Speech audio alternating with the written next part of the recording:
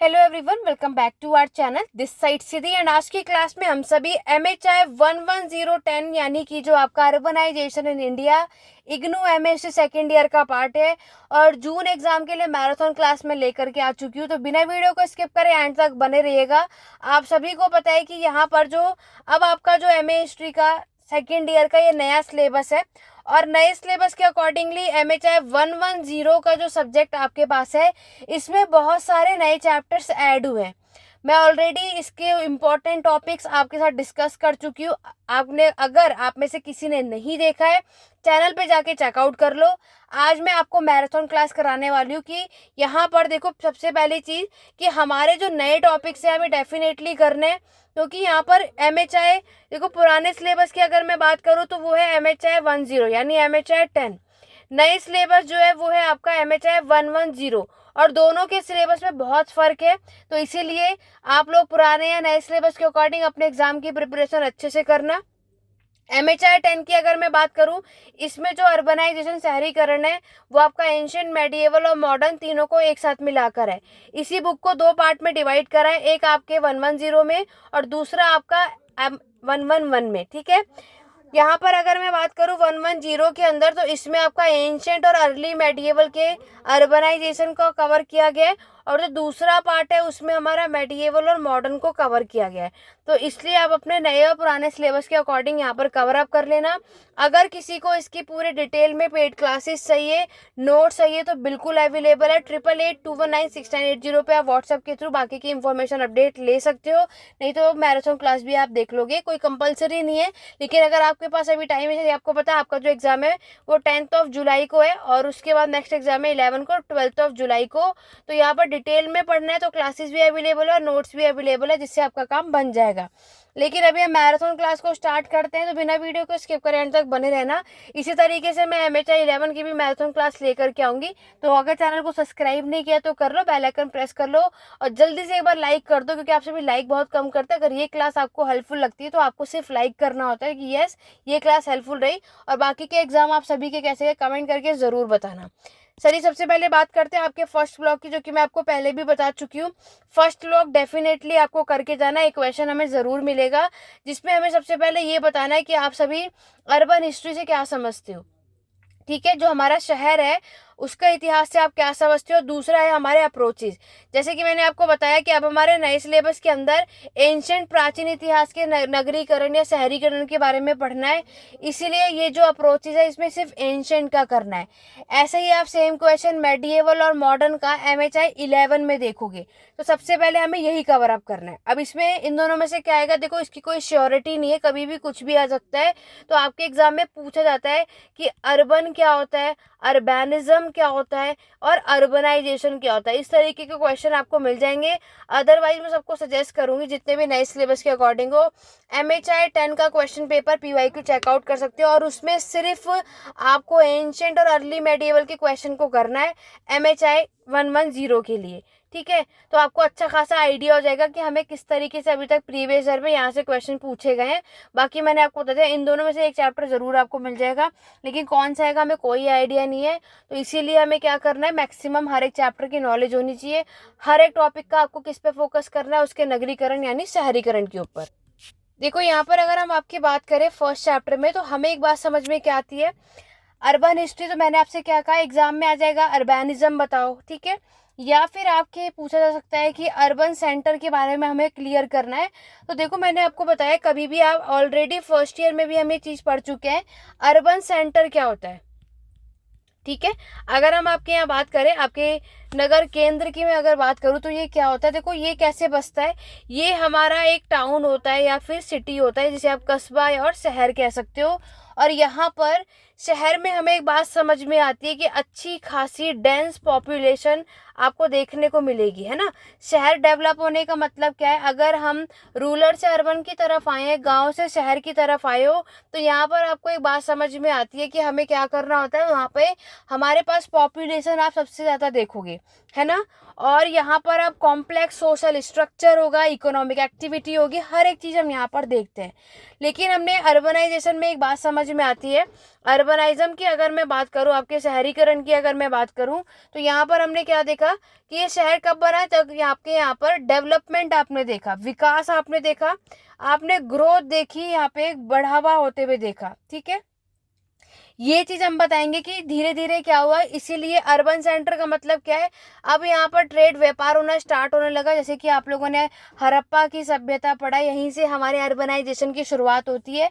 Urban centre में आप पूरा हब ऑफ ट्रेड देखते हो, ठीक है, पूरा यहाँ पर आप कल्चर देखते हो, इनोवेशन देखते हो, यही सारी चीज आती है। और यहाँ पर हमारे पॉलिटिकल इकोनॉमिक चेंजेस भी देखोगे, इसका प्रभाव आपके ज्योग्राफिकल, टेक्नोलॉजी और सोशल फैक्टर में भी हमें देखने को मिलता है।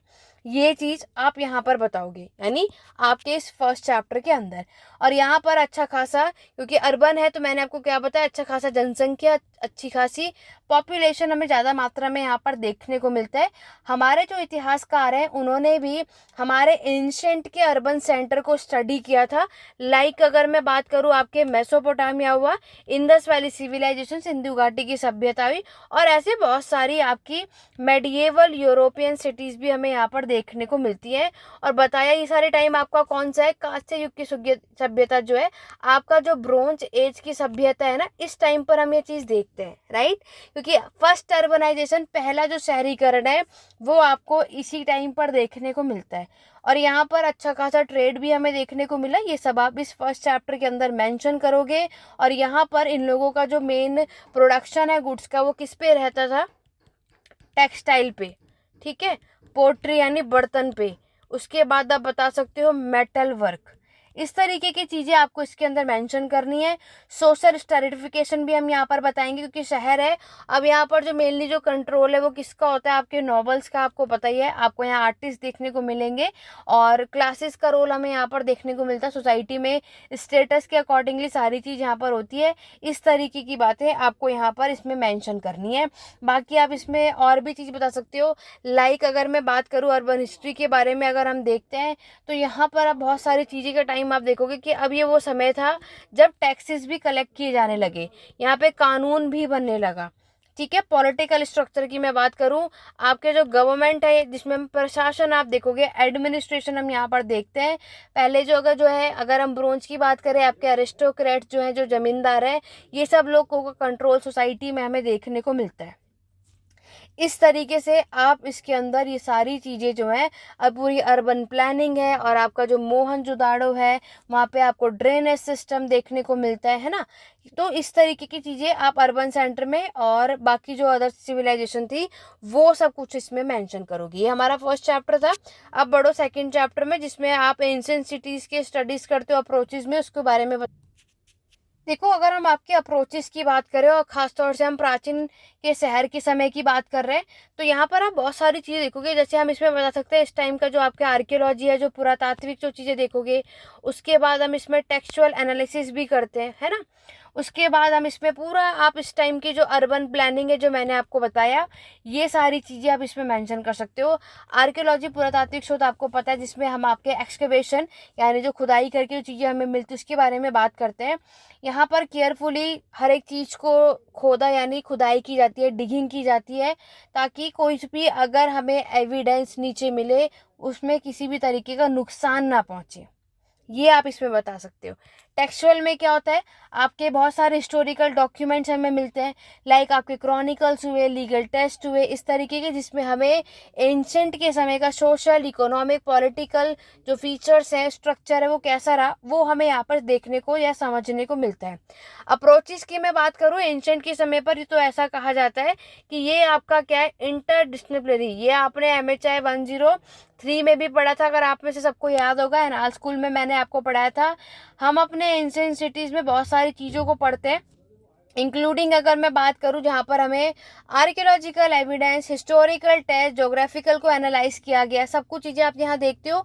इस तरीके की चीज़ें हमें यहाँ पर मेंशन करना है जब आपके एग्जाम में आएगा, कि हमें एंशिएंट सिटीज़ के अप्रोचेस के बारे में आप सभी इसके अंदर क्या करो, मेंशन करो। तो आप इसमें ये सारी बातें क्या कर सकते हो, लिख सकते हो। क्योंकि देखो अप्रोचेज में क्या होता है, मेनली आपको ना इसमें हड़प्पन सिटीज़ के बारे में बात करना है। हड़प्पन की जो शहर है उसमें जो अर्ली आर्कियोलॉजी हमें देखने को मिलता है वो आपको बताना है, क्योंकि हमें पता है हड़प्पा का जो टाइम है वो 2600 BC यानी ईसा पूर्व पे आप देखते हो, और ये वो टाइम, ये सबसे अर्लीस्ट सिटी इसी टाइम पर आया था, वो भी आपके नॉर्थ वेस्ट पार्ट हमारे इंडियन सब कॉन्टिनेंट में। और हड़प्पा जिसे आप, जो पहली सभ्यता आपको देखने को मिलती है इंडस पीरियड में, सिंधु नदी के पास ही सेटल हुआ था, और इसका जो टाइम पीरियड है 1900 ईसा पूर्व तक आप देखते हो। ये फर्स्ट फेज है हमारा अर्बनाइजेशन का, पहला शहरीकरण है जो मैंने आपको अभी बताया, जिसे हम कहते हैं फर्स्ट फेज ऑफ अर्बनाइजेशन, यानी आपके शहरीकरण या नगरीकरण का पहला चरण। हिंदी वाले स्टूडेंट आप ये मेंशन कर सकते हो। हड़प्पन सिटीज जो है, जो हड़प्पा में आपको क्या क्या देखने को मिला, अर्ली हिस्टोरिक पीरियड पे भी आप बात कर सकते हो, जिसमें आपका भीर माउंट हुआ, सिरकप हुआ, सिरुक हुआ, तक्षशिला वैली में हम देखने को मिलता है। इस तरीके का ये सब कुछ आपको अर्ली सिटीज के अंदर मेंशन करना है। एग्जाम में यहाँ से क्वेश्चन आ जाता है, या फिर आपके एग्जाम में आ जाएगा क्वेश्चन, मैं आपको बता दे रही हूँ।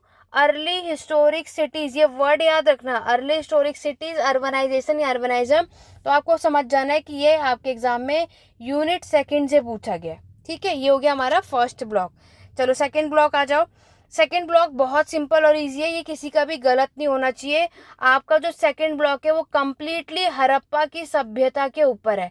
तो ये मेरे चैनल पर ऑलरेडी है, एंशिएंट हिस्ट्री की प्लेलिस्ट चेकआउट कर लो, नहीं तो इसका प्लेलिस्ट का लिंक कमेंट बॉक्स में भी दे रखा है। उसमें मैंने हड़प्पा में कम से कम आई थिंक 5 या 6 वीडियोज़ हैं, सारी वीडियोज़ को कर लो, जिसमें आपको अर्थव्यवस्था भी मिलेगा, उनका व्यवसाय भी मिलेगा, उनकी सोसाइटी भी मिलेगी, और मोहनजोदारो का भी मिलेगा। तो ये चैप्टर बहुत अच्छा है, और डेफिनेटली ये ब्लॉक जो है हमारा 40 मार्क्स का होता है। तो आप अब नए सिलेबस में कोई आइडिया नहीं है कि वो हमारे को एक ही क्वेश्चन देंगे या दो, बट ये ब्लॉक ईजी भी है, क्यों, आप सभी इसको फर्स्ट ईयर से पढ़ते हुए आ रहे हो, राइट। तो ये वाला आप सभी वहाँ से कर लेना, कि मैंने आपको ऑलरेडी इसके बारे में बता रखा है। फिर भी चलो मैं आप सभी को डिस्ट्रीब्यूशन मॉर्फोलॉजी के बारे में बता देती हूँ, बाकी सब आप वहाँ से देख सकते हो, और इसके बारे में आपको मोहनजोदारो की जितनी फीचर्स हैं वो आप इसमें एक्सप्लेन कर दे। देखो ये एग्जाम में जब क्वेश्चन आएगा ना, तो ये चैप्टर के नेम से आएगा। आप में से कई ऐसे जो कहते हैं मैम आपने टॉपिक्स बताए, क्वेश्चन नहीं। देखो क्वेश्चन टॉपिक के नेम से ही आता है। हड़प्पा की सभ्यता, इंडस वैली सिविलाइजेशन में आप देखोगे ये अच्छा खासा आपका, जैसे आपको पता है आज के टाइम पर ये आप कौन सी जगह पर आपको देखने को मिलता है, पाकिस्तान, राइट। और हमारे यहाँ पर अगर हम बात करें, सबसे पहले मैं आपको डिस्ट्रीब्यूशन के बारे में एक्सप्लेन कर देती हूँ। हमारी जो ये सभ्यता है ये कौन सी जगह पर सेटल है, तो ये आपकी सिंधु नदी यानी इंडस रिवर के पास है। ठीक है, ये कहाँ पर आपको मिलेगा, हमारे पंजाब रीजन में। ये आपको बताया। बहुत सारे सेटलमेंट हमें कहाँ पर और देखने को मिलते हैं, आपके घाघर हाकड़ा रिवर के पास, ठीक है, जिसको सरस्वती रिवर के नाम से भी जाना जाता है। इसीलिए हम हड़प्पा की सभ्यता को सरस्वती सभ्यता के नाम से भी जानते हैं। ये सभ्यता आपकी साउथ में फैली है ना। साउथ में कहाँ, गुजरात में आप देखोगे, और उसमें गुजरात का जो हिस्सा उसमें कच्छ हुआ आपका, है ना। ऐसे ही आप नॉर्थ का देखोगे, नॉर्थ के अंदर आपका जम्मू कश्मीर आएगा, जिसे आप मांडा कहते हो।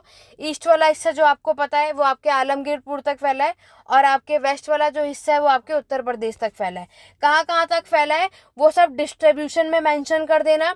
मॉर्फोलॉजी की अगर मैं आपको बात बताऊं, तो इसके अंदर हमें ग्रिड पैटर्न बताना होता है, ठीक है। तो ग्रिड पैटर्न आपको पता है 90 डिग्री एंगल का हमें यहाँ पर देखने को मिलता है। इस टाइम के जो घर बने हुए होते थे वो आपके पकी हुई ईंटों के घर बने हुए होते थे। यहाँ पर हमें सिटाडेल और लोअर टाउन देखने को मिलता है, आप टाउन प्लानिंग कहते हो। और आपको मोहनजोदारो में ग्रेट बाथ देखने को मिलता है, जो कि रिलीजियस पर्पज से यूज किया जाता था। उसके बाद आप इसमें ड्रेनेज सिस्टम एक्सप्लेन कर सकते हो। उसके बाद आप इसमें और क्या बता सकते हो, फोर्टिफिकेशन। तो ये सब मैंने जो एंशिएंट हिस्ट्री की प्लेलिस्ट ओपन करोगे ना, 5 वीडियोज हैं, सारे देख लो, डेफिनेटली आप इससे एग्जाम क्रैक कर लोगे, ठीक है। तो ये वाला ब्लॉक आप वहां से कवर कर लेना। बढ़ेंगे आपके थर्ड ब्लॉक की तरफ। देखो थर्ड ब्लॉक बहुत बहुत इंपॉर्टेंट है, खास तौर से ये तक्षशिला वाली जो चैप्टर देख रहे हो ना, कोई इसको स्किप मत करना, यहाँ से पूरे चांस से क्वेश्चन आएगा। और अभी तक हमने जो मैंने फर्स्ट और सेकंड ब्लॉक कराया है, ये पुराने सिलेबस में भी था आपके में, तो अप्रोक्सीमेटली फर्स्ट और सेकंड ब्लॉक अच्छे से कर लिया ना, तो 40 to 50 मार्क्स आपका बन जाएगा, अगर फर्स्ट और सेकंड ब्लॉक अच्छे से कर लिया। थर्ड ब्लॉक में तक्षशिला वैली मैक्सिमम रिपीट होता हुआ आ रहा है। तो अगर हम थर्ड ब्लॉक की बात करें तो यहाँ पर देखो ये वाला जो चैप्टर है ये कभी भी आता तो मैक्सिमम 10 मार्क्स का ही आता है, ठीक है, जिसमें आपका अर्थशास्त्र आपको मिल जाएगा, इस तरीके का क्वेश्चन आता है। लेकिन यहाँ पर अगर मैं बात करूँ ब्लॉक थर्ड में सिर्फ 2 चैप्टर आपके नए हैं, नए सिलेबस के अकॉर्डिंग, पाटलिपुत्र और मथुरा। तो ये डेफिनेटली करना, ये आपको जरूर मिलेगा, इसमें कोई डाउट नहीं है। ब्लॉक थर्ड बहुत अच्छा है, ये ब्लॉक भी 40 to 50 मार्क्स का हो सकता है मेरे अकॉर्डिंगली। यहाँ से 2 क्वेश्चन डेफिनेटली आएगा। और यहाँ पे मैंने आपको बताया तक्षशिला वैली बहुत रिपीट होता है, और ये 2 नए सिलेबस में तो पाटलिपुत्र तो जरूर करना। वैसे तो आपको ये दोनों चैप्टर डेफिनेटली करना चाहिए अब इसके अकॉर्डिंगली, ठीक है। और प्रीवियस ईयर के अकॉर्डिंग अगर हम देखें तो ये जो चैप्टर मैंने आपको, ये तो 10 मार्क्स में आता है, शॉर्ट नोट में मैक्सिमम आता है। अब इसका एक रीड आउट आप खुद से कर लेना, क्योंकि मैं आपको सब कुछ तो नहीं करवा पाऊंगी अभी आज की क्लास में, ना ही हमारे पास इतना टाइम है। तो हम लोग कुछ ही चीज़ें कर लेते तो मैक्सिमम रिपीट हो, तो बाकी आप सभी अपनी तरफ से सेल्फ स्टडी जरूर करना। और आप में से जितने लोग पेड बैचेस के स्टूडेंट हैं, आप सबको मैंने पहले भी पढ़ा चुका है, डिटेल में सब कुछ कराया है। जरूर रिकॉर्डेड क्लासेस को ध्यान से सुनकर जाना, बिकॉज ये एक ऐसा सब्जेक्ट है जो कि बहुत ही ज़्यादा वास्ट है, और यहाँ से क्वेश्चन डेफिनेटली आते जाते, कब कहाँ से कुछ भी आ जाता है। इसीलिए हमें मैक्सिमम चीज़ों की नॉलेज होनी चाहिए। आप सभी पूरा पढ़ो मत पढ़ो, ब्लॉक थर्ड तक अच्छे से करके जाना, ताकि आप सभी आराम से 60 से 70% कवर कर लो। वैसे तो इससे भी ज़्यादा कवर हो जाएगा नो डाउट, लेकिन फिर भी 60 से 70 कवर करना है। थर्ड ब्लॉक तक अच्छे खासे तरीके से पढ़कर ज़रूर जाना, ठीक है। चलो अगर हम बात करें आपके जैसे कि जो नए सिलेबस के अकॉर्डिंग केस स्टडी में आपको बता दे, तो आपको इसमें क्या करना है, पाटलिपुत्र के बारे में जितनी बातें आप जानते हो सब बता दो। जैसे कि पाटलिपुत्र, जिसे हम आज के टाइम पे पटना कहते हैं, ये शहर कहाँ पर है, आपके भारत में।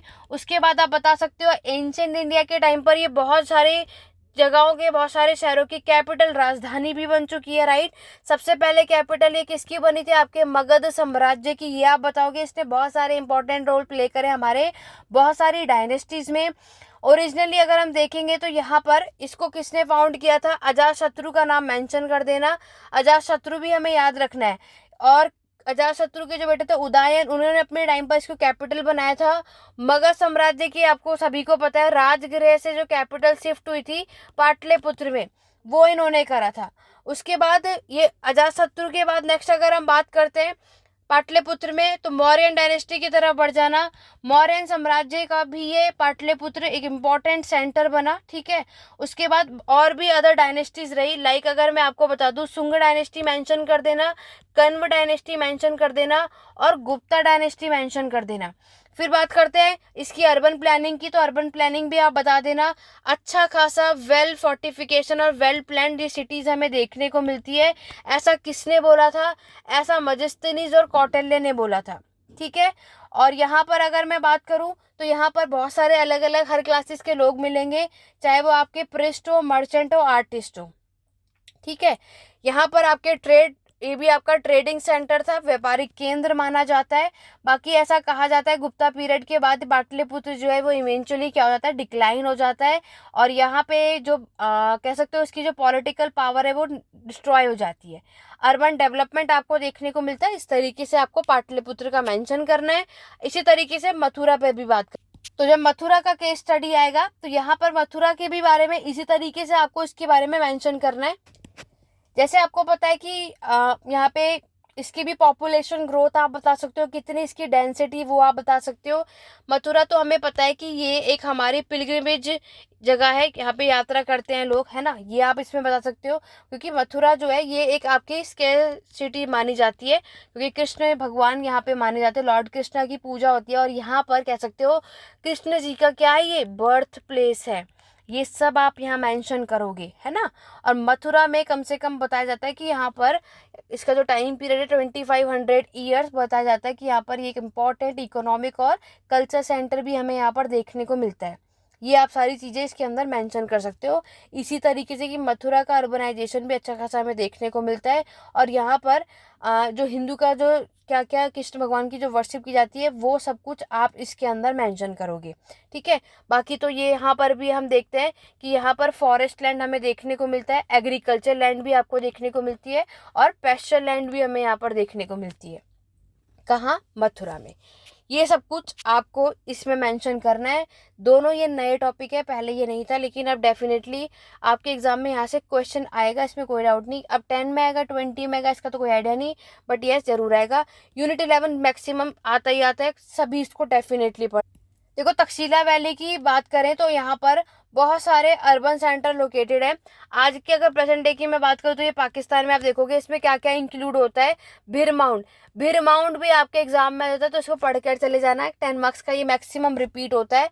तो भीर माउंट हुआ आपका, सिरकप हुआ, और आपका ये तीनों सिरुक, ये तीनों चीजें याद करना। ये जो शहर आपको यहाँ पर देखने को मिलते हैं तक्षशिला वैली में, और इसका जो टाइम पीरियड माना था वो 500 BC से लेकर के 500 AD यानी ईस्वी तक माना जाता है। भीर माउंट जो स्टैब्लिश हुआ था आपका, ये जो आप देख रहे हो 520वीं यानी BCE यानी ईसा पूर्व के टाइम आप देखते हो, ठीक है।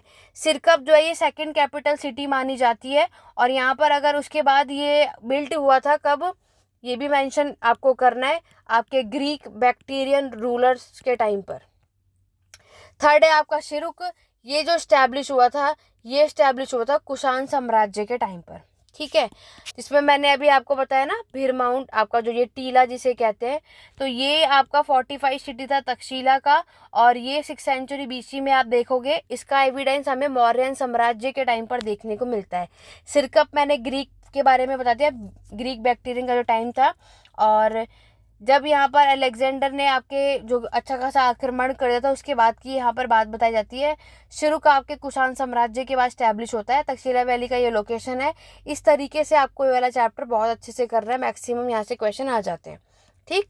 बाकी का आप सभी इसको देख लेना। ब्लॉक 4 की तरफ बढ़ो।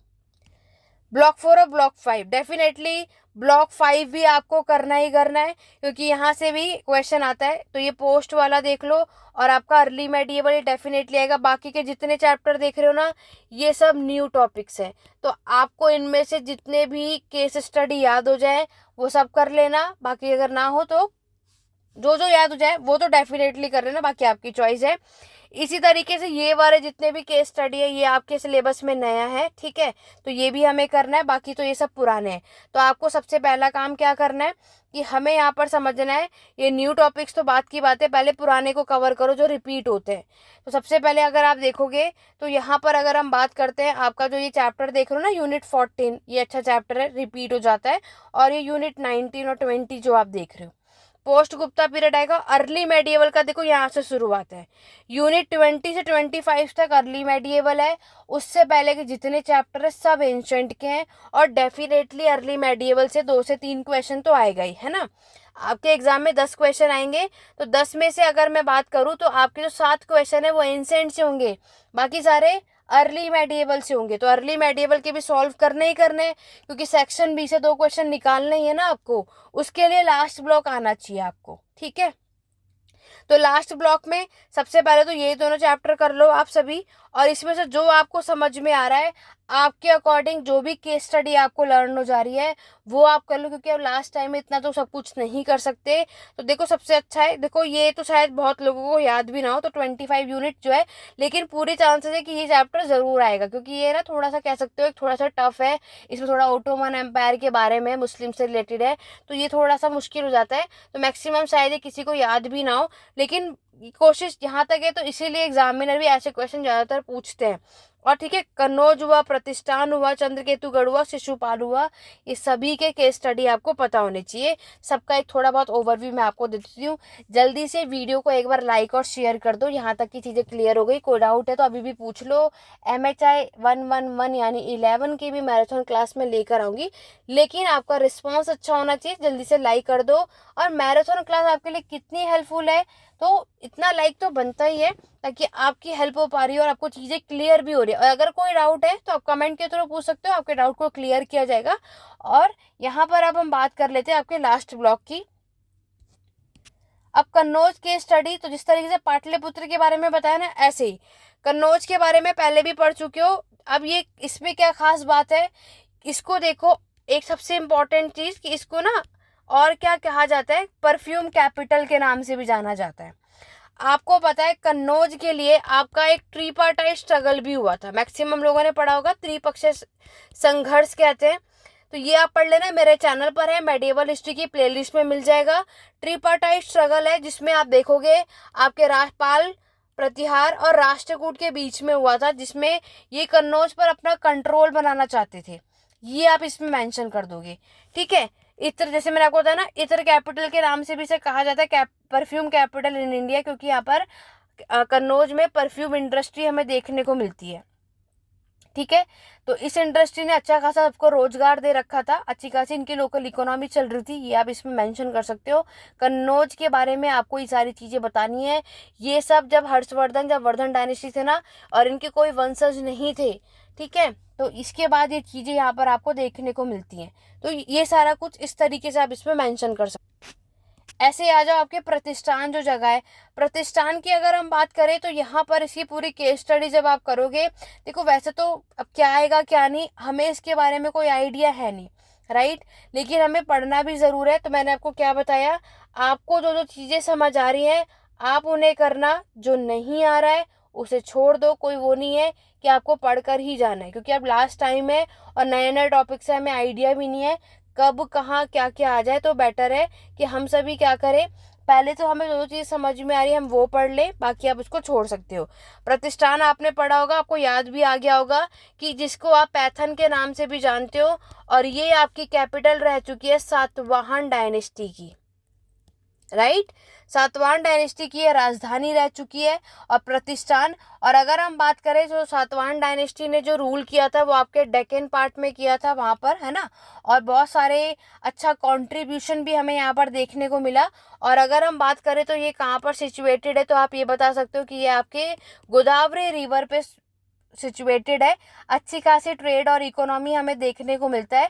प्रतिष्ठान जो है ये जगह है, ये आपके सातवाहन डायनेस्टी का हब ऑफ ट्रेड, आप देखते हो यहाँ पर ये व्यापार किया करते थे।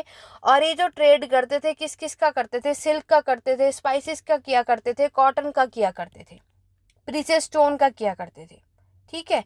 ये सब कुछ आप इसमें मेंशन कर सकते हो, बाकी का आप लोग चेकआउट कर लेना। और थोड़ा बहुत मैं आपके फोर्थ ब्लॉक के भी बारे में बता देती हूँ, केस स्टडी ये भी कर लेना, आपके एग्जाम में आ जाता है पुराने सिलेबस में। इन चैप्टर्स को छोड़ना मत, ताकि आप सेक्शन बी से 2 क्वेश्चन अटेम्प्ट कर सको।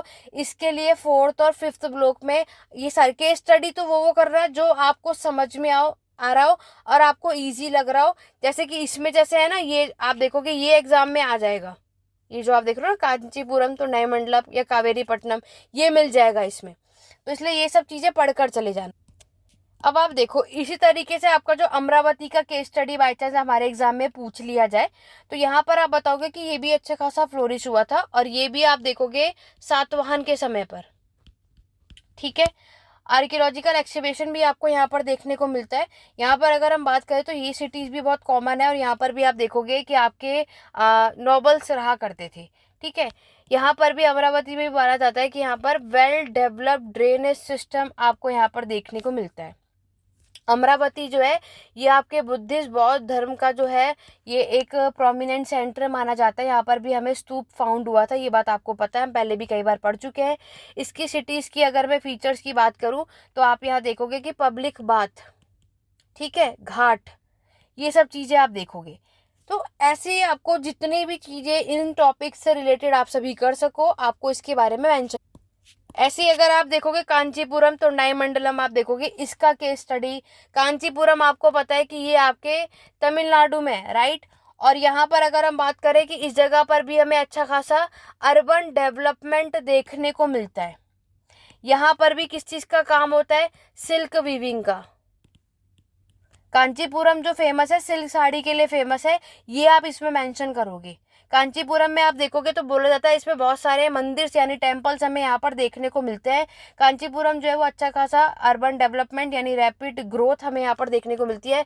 बहुत तेज़ी से यहाँ पर पॉपुलेशन यानी जनसंख्या का ग्रोथ आपको यहाँ पर देखने को मिलता है, ठीक है। तो इस तरीके से हम सबके बारे में थोड़ा थोड़ा आपको पढ़ना है कि किस में हम क्या क्या चीज़ें कर सकते हैं। तो ऐसे ही आप बाकी की चीज़ों को भी कर लो। इतनी चीज़ें मैंने आपको बता दी, आशा करती हूँ कि ये चीज़ें आपको क्लियर हो गई हैं। अभी ज़्यादा टाइम नहीं है तो ज़्यादा नहीं पढ़ना है, जो जो चैप्टर समझ में आ रहे हैं आप सभी को उन्हें कर लो, जो नहीं आ रहा है स्किप कर दो, बट जो जो मैंने आपको बताया इतना तो अच्छे से कर लेना। नोट्स अवेलेबल है हिंदी इंग्लिश मीडियम में, जिसको जो चाहिए आप चाहो तो वहाँ से भी पढ़ सकते हो, कोई कंपलसरी नहीं है, आप खुद से भी सेल्फ स्टडी कर सकते हो, बट एंड टाइम में अगर आपको शायद उससे हेल्प हो जाए तो इसीलिए मैं आपको साथ में बता रही हूँ। 88296960 पे व्हाट्सएप के थ्रू कॉन्टैक्ट कर सकते हो, पूछ सकते हैं। आशा करूंगी आज की मैराथन क्लास आपके लिए हेल्पफुल रही होगी।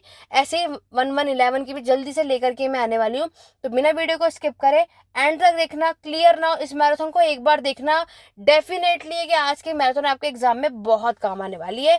तो आज की क्लास को एंड करेंगे, मिलेंगे नेक्स्ट क्लास में। Thank you for watching.